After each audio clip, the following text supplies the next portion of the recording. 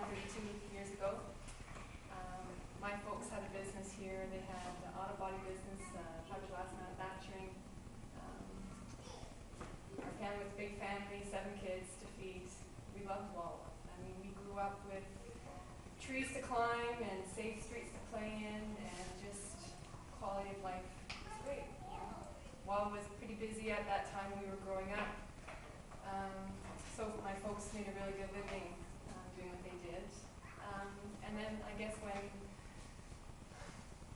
the economy started to turn around, downturn, Dad ended up losing his fiberglass business, and with health issues, my folks were forced to leave Wawa. And at that time, I was just recently married and thought I wanted to raise our kids in Wawa.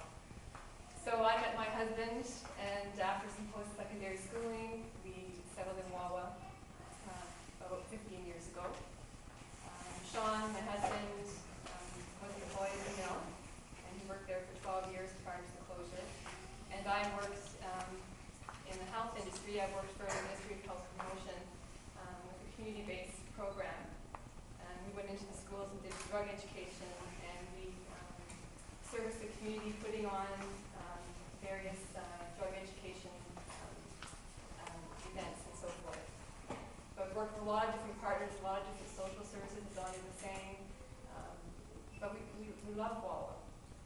And so when the mill closed, our family was forced to reevaluate things, and they offered Sean a severance package for his 12 years in at the mill, and that was good for about a year.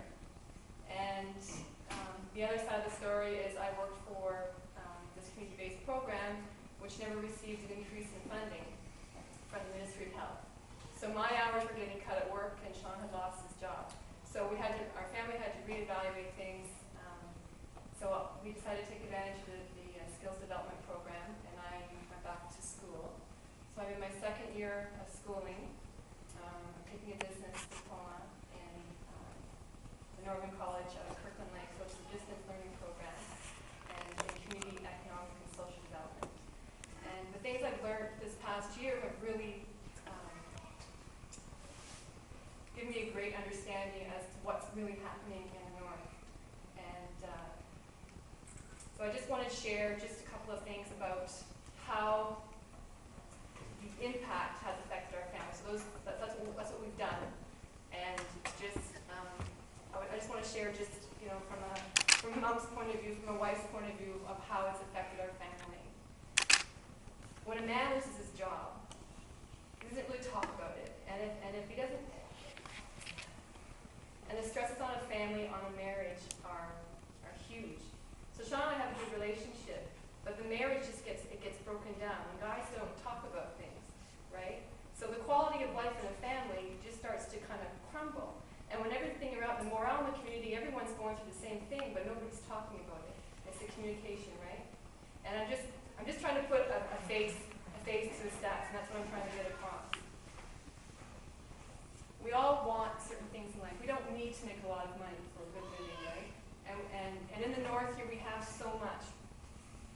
And I guess going to school empowers a person. And they realize that all of a sudden, we have choices. We're not victims of what's happening, If we all work together, if everybody was inclusive of the community, if 160 men or people lose their jobs, and the health sector isn't getting any more money for services and things, and there's cutbacks happening all over the place, what's a community to do, right?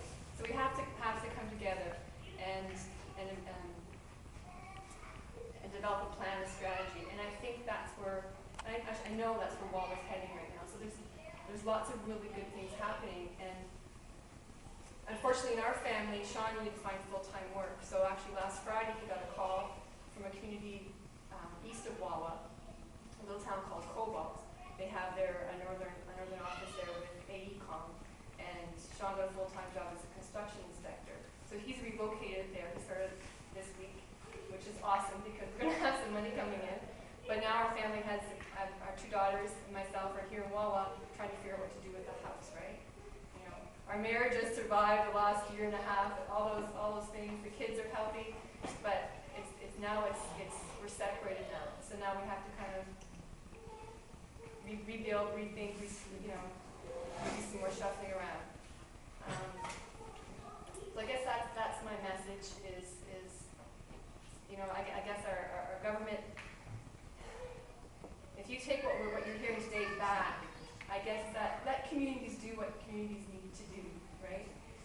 Don't put up barriers and certain limitations. Remove some of that red tape so that we can empower everybody, whether it's through schooling, allowing communities, giving communities some funding so that they can make a plan, so that the community of the North can be sustained, right? And I'm just really grateful that I can just share my little story with you. It's a very real picture of what's happening in Wawa, and I'm just really grateful that we have the opportunity that we came all the way and you're traveling through and bring the message of the North, and we have some really good stuff out here. We just need a time to sort it out, and just thank you for your time. And I'm sure there was probably something else that I wanted to say, but I just